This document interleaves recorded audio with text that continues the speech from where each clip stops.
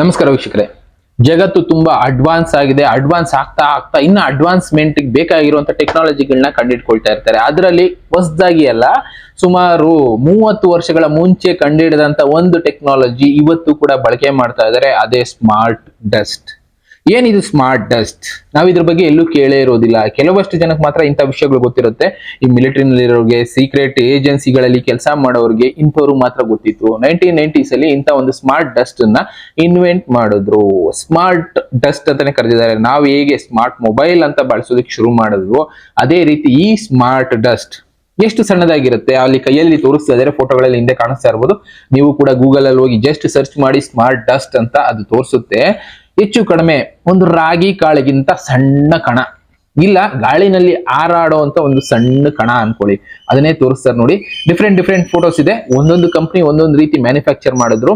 ತುಂಬಾ tiny smart dust ಅಂದ್ರೆ ಗಾಳಿನಲ್ಲಿ ಹಾರ್ಕೊಂಡು ನಮ್ಮ ದೇಹ ಉಸಿರಾಡೋ ಮೂಲಕ ಮೂಗಿನಿಂದ ಹೋಗಿ ದೇಹ ಸೇರ್ಕೊಳ್ಳುವಂತ ಒಂದು ಸಣ್ಣ ಪಾರ್ಟಿಕಲ್, ನಮ್ಗೆ ಗೊತ್ತೇ ಆಗೋದಿಲ್ಲ ಅಂತ ಪಾರ್ಟಿಕಲ್ಗಳು ಈ ಸ್ಮಾರ್ಟ್ ಡಸ್ಟ್. ಇದ್ರ ಬೆನಿಫಿಟ್ ಏನು? Human tracking system. ಅಂದ್ರೆ ಹ್ಯೂಮನ್ಸ್ ಆಗ್ಬೋದು, ಅನಿಮಲ್ಸ್ ಆಗ್ಬೋದು, ಟ್ರ್ಯಾಕ್ ಮಾಡೋದು ಸ್ವಲ್ಪ ಕಷ್ಟ ಆಗ್ತಾ ಇತ್ತು. ಎಕ್ಸಾಂಪಲ್, ಈ ಮಿಲಿಟರಿ ಯುದ್ಧಗಳು ಅದು ಇದು ನಡೆದಾಗ ಈ ದೇಶದ ಸೈನಿಕರು ಬಾರ್ಡರ್ ಕ್ರಾಸ್ ಮಾಡಿದಾರ, ಯಾರಾದ್ರೂ ಇದರಿಂದ ಈ ಕಡೆ ಬಂದಿದಾರ ತಿಳ್ಕೊಬೇಕು ಅಂದ್ರೆ ಸ್ವಲ್ಪ ಕಷ್ಟ ಆಗ್ತಾ ಇತ್ತು. ಅವಾಗ ಏನ್ ಮಾಡಿದ್ರು, ಇಂಥ ಒಂದು ಟೆಕ್ನಾಲಜಿನ ಡೆವಲಪ್ ಮಾಡಿದ್ರು. ಅದು ಗೂಗಲ್ ಅಲ್ಲಿ ಸಿಗ್ತಾ ಇದೆ, ನಿಮಗೆ ಡೀಟೇಲ್ಸ್ ಇಲ್ಲಿ ತೋರಿಸ್ತಾ ಇದ್ದೀನಿ ನಾನು. ಇನ್ನು ಚಾಟ್ GPT ನಲ್ಲಿ ಕಂಪ್ಲೀಟ್ ಆಗಿ ಡೀಟೇಲ್ಸ್ ಕೊಡ್ತಾ ಇದ್ದಾರೆ. 1990s ಇಂದ ಇದು ಆಕ್ಟಿವ್ ಆಗಿದೆ. ಅಟ್ ಪ್ರೆಸೆಂಟ್ ಈಗಲೂ ಕೂಡ ಆಕ್ಟಿವ್ ಆಗಿದೆ. ಇದೇನ್ ಮಾಡುತ್ತೆ ಸ್ಮಾರ್ಟ್ ಡಸ್ಟ್? ಅದೇನೇ ನಾನು ಹೇಳಿದ್ದು, ಸಣ್ಣ ಧೂಳಿನ ಕಣ. ಆ ಧೂಳಿನ ಕಣದಲ್ಲಿ ಒಂದು ಸಣ್ಣ ಸಣ್ಣ ಚಿಪ್ಗಳಿದೆ. ಅದು ನಮ್ಮ ಬಾಡಿ ಒಳಗಡೆ ಹೋದಾಗ ನಮ್ಮ ಬಾಡಿನ ಸೆನ್ಸ್ ಮಾಡೋದಕ್ಕೆ ಶುರು ಮಾಡುತ್ತೆ. ಇದು ವೈರ್ಲೆಸ್ ಕಮ್ಯುನಿಕೇಶನ್ ಸಿಸ್ಟಮ್. ಅಂದ್ರೆ ನಮ್ಮ ಬಾಡಿ ಎಲ್ಲಿ ಟ್ರಾವೆಲ್ ಮಾಡ್ತಾ ಇದೆ ಅನ್ನೋ ಒಂದು ಇನ್ಫಾರ್ಮೇಶನ್ ನಮ್ಗೆ ಗೊತ್ತಿಲ್ಲದೆ ಇಷ್ಟು ದಿನ ಸ್ಮಾರ್ಟ್ ಫೋನ್ ಇಟ್ಕೊಂಡ್ರೆ ಮಾತ್ರ ಗೊತ್ತಾಗ್ತಾ ಇತ್ತು ಅಂತ ಹೇಳ್ತಾ ಇದ್ರು. ಈಗ ಈ ಸ್ಮಾರ್ಟ್ ಡಸ್ಟ್ ನಮ್ಗೆ ಗೊತ್ತಿಲ್ಲ, ನಮ್ಮ ಬಾಡಿ ಒಳಗೆ ಹೊರಟೋಗಿರುತ್ತೆ. ಆಹಾರದಿಂದ ಹೋಗಿರ್ಬೋದು, ಉಸಿರಾಡೋದ್ರಿಂದ ಹೋಗಿರ್ಬೋದು, ಯಾವ್ದ್ರಿಂದ ಬೇಕಾದ್ರೂ ಹೋಗಿರ್ಬೋದು, ನಮ್ಮ ಬಾಡಿನಲ್ಲಿ ಉಳ್ಕೊಂಡಿರುತ್ತೆ. ಅದು ನಾವ್ ಎಲ್ಲಿ ಟ್ರಾವೆಲ್ ಮಾಡ್ತೀವಿ, ನಮ್ಮ ಬಾಡಿ ಟೆಂಪರೇಚರ್ ಎಷ್ಟಿದೆ, ಇನ್ನ ನಮ್ಮ ಶುಗರ್ ಲೆವೆಲ್ ಎಷ್ಟಿದೆ, ನಮ್ಮ BP ಎಷ್ಟಿದೆ, ನಾವು ಏನ್ ಮಾಡ್ತಾ ಇದೀವಿ ಅನ್ನೋ ಒಂದು ಸೆನ್ಸಿಂಗ್ ಕೇಪಬಿಲಿಟಿನ ಆ ರೋಬೋಟ್ಗಳಲ್ಲಿ ತುಂಬಿದ್ರು. ಅದೇ ಸ್ಮಾರ್ಟ್ ಡಸ್ಟ್ ಚಿಪ್ಸ್. ಆ ಚಿಪ್ಸ್ಗಳು ಈಗ ಎಲ್ಲರ ದೇಹ ಸೇರ್ತಾ ಇದೆ. ಗಾಳಿ ಮೂಲಕ ಹರಿದು ಬಿಡ್ತಾ ಇದ್ದಾರೆ. ಅಂದ್ರೆ ಮನುಷ್ಯರನ್ನ ಟ್ರ್ಯಾಕ್ ಮಾಡಬೇಕು ಅಂದ್ರೆ ಇಂಥ ಒಂದು ಟೆಕ್ನಾಲಜಿನ ಬಳಸ್ಕೊಳ್ತಾ ಇದ್ದಾರೆ. ಇದ್ರ ಮೋಟೋ ಏನು ಅಂತ ತೋರಿಸ್ತಾರೆ ನೋಡಿ. ಮೈಕ್ರೋ ಪ್ರೊಸೆಸರ್ ಇದು ಬಂದು ವೈರ್ಲೆಸ್ ಕಮ್ಯುನಿಕೇಶನ್ ಸಿಸ್ಟಮ್ಗೋಸ್ಕರ. ಪ್ಲಸ್ ಇದು ಯಾವ ರೀತಿ ವರ್ಕ್ ಆಗುತ್ತೆ, ನಮ್ಮ ಬಾಡಿ ಒಳಗಡೆ ಇದ್ರೆ ಬ್ಯಾಟ್ರಿ ಅದರಲ್ಲೇ ಇದೆ, ಸಣ್ಣ ಬ್ಯಾಟ್ರಿ, ಗೊತ್ತೇ ಆಗೋದಿಲ್ಲ ಅಂತ ಒಂದು ಟೆಕ್ನಾಲಜಿ. ಬಿಸಿಲು ನಾವು ಓಡಾಡೋದ್ರಿಂದ ಅದು ರೀಚಾರ್ಜ್ ಆಗುತ್ತೆ. ಬಾಡಿ ವೈಬ್ರೇಷನ್ ಆಗೋದ್ರಿಂದ ಸಾಕು ರೀಚಾರ್ಜ್ ಆಗುತ್ತೆ. ಎನರ್ಜಿ ವೈಬ್ರೇಷನ್ ಇಂದ ಎನರ್ಜಿ ಕ್ರಿಯೇಟ್ ಆಗುತ್ತಲ್ಲ, ಅದರಿಂದ ಅದು ರೀಚಾರ್ಜ್ ಆಗುತ್ತೆ. ಅದರಲ್ಲಿರೋ ಸೆನ್ಸರ್ಗಳು ಏನೇನ್ ಮಾಡುತ್ತೆ, ನಮ್ಮ ಬಾಡಿ ಟೆಂಪರೇಚರ್ನ, ಲೈಟು, ಪ್ರೆಷರು, ಮೋಷನ್, ಕೆಮಿಕಲ್ ಇದೆಲ್ಲ ಕೂಡ ಟ್ರ್ಯಾಕ್ ಮಾಡ್ತಾ ಹೋಗುತ್ತೆ.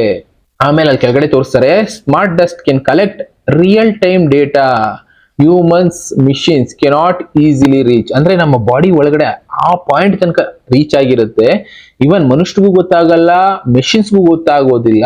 ಆ ಮಟ್ಟಕ್ಕೆ ಇದು ನಮ್ಮ ಬಾಡಿನ ಸ್ಟಡಿ ಮಾಡುತ್ತೆ. ಇದ್ರ ಅಪ್ಲಯನ್ಸಸ್ ಎಲ್ಲಿ ಬಳಸ್ತಾ ಇದ್ರು ಇದನ್ನ ಅಂತಾನು ತಿಳಿಸ್ತಾರೆ ನೋಡಿ. Monitoring body temperature, blood sugar, internal organs ನ ಸ್ಟಡಿ ಮಾಡೋದಕ್ಕೆ. ಸ್ಮಾರ್ಟ್ ಇಂಪ್ಲಾಂಟ್ ಇನ್ನ ಡಿಸೀಸಸ್ ಯಾವ ಲೆವೆಲ್ಗೆ ಇದೆ ಅಂತ ಟ್ರ್ಯಾಕಿಂಗ್ ಮಾಡೋದಕ್ಕೆ.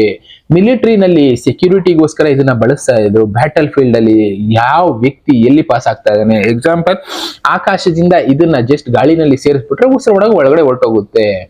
ಆ ವ್ಯಕ್ತಿ ಏನಾದ್ರು ಇಲ್ಲಿಂದ ಈ ಕಡೆ ಟ್ರಾವೆಲ್ ಮಾಡ್ತಾ ಇದ್ದಾನೆ ಅಂದ್ರೆ ಇಷ್ಟು ಜನ ಹೀಟ್ ಸೆನ್ಸಿಂಗ್ ಸೆನ್ಸರ್ಸ್ ಎಲ್ಲ ಇದೆಯಲ್ಲ, ಅದೇ ರೀತಿ ಇಷ್ಟು ಜನ ಈ ಬಾರ್ಡರ್ ಇಂದ ಕ್ರಾಸ್ ಮಾಡ್ತಾ ಇದ್ದಾರೆ ಅನ್ನೋದು ಆ ಸ್ಮಾರ್ಟ್ ಡಸ್ಟ್ ಟೆಕ್ನಾಲಜಿನಲ್ಲಿ ಗೊತ್ತಾಗ್ತಾ ಇತ್ತು. ಅಂತದಕ್ಕೋಸ್ಕರ ಇದನ್ನ ಬಳಸ್ಕೊಳ್ತಾ ಇದ್ರು.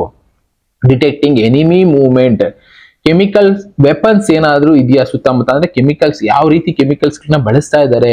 ಈಗ ನ್ಯೂಕ್ಲಿಯರ್ ವೆಪನ್, ಬೇರೆ ಬೇರೆ ವೆಪನ್ಗಳು, ಇದು ಯಾವ ರೀತಿ ವೆಪನ್ ಅನ್ನೋದನ್ನ ಅದು ಟ್ರ್ಯಾಕ್ ಮಾಡ್ತಾ ಇತ್ತು. ಆ ಸ್ಮಾರ್ಟ್ ಡಸ್ಟ್ ನಮಗ್ ಗೊತ್ತಿಲ್ಲ, ಅಷ್ಟು ಸಣ್ಣ ಟೈನಿ ಪಾರ್ಟ್, ಕಣ್ಣಿಗೆ ಕಾಣಿಸಲ್ಲ ಅನ್ಕೊಂಡ್ಬಿಡ್ಬೇಕು ಕೆಲವೊಂದ್ಸಲ. ಅಂತ ಪಾರ್ಟು ನಮ್ಮನ್ನ ಟ್ರ್ಯಾಕ್ ಮಾಡ್ತಾ ಇತ್ತು.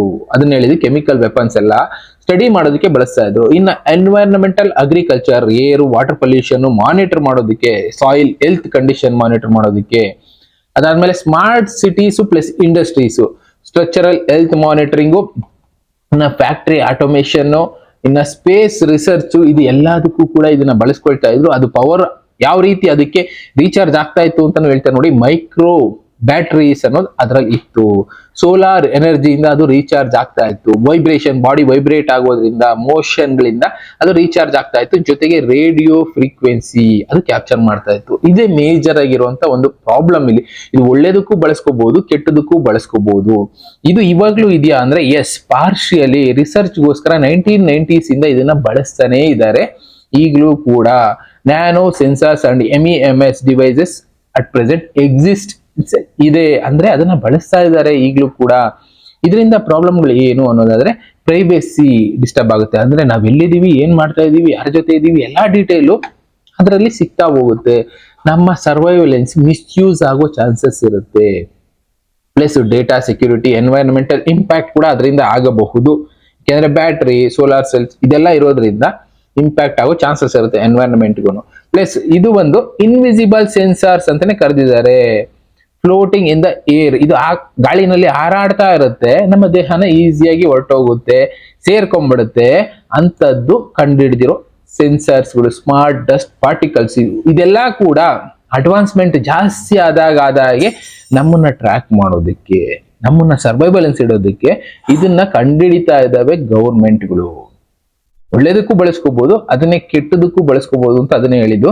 ಮೇಜರ್ ಆಗಿ ಬಂದು ಇಲ್ಲಿ ಒಂದು ಪಾಯಿಂಟ್ ತೋರಿಸಿದ್ರು, ಡಿಫೆನ್ಸ್ ಅಲ್ಲಿ ಬಳಸ್ತಾರೆ, ಹೆಲ್ತ್ ಕೇರ್ ಬಳಸ್ತಾರೆ, ಅಗ್ರಿಕಲ್ಚರ್, ಇಂಡಸ್ಟ್ರಿಯಲ್ ಪರ್ಪಸ್ ಎಲ್ಲದಕ್ಕೂ ಬಳಸ್ತಾರೆ.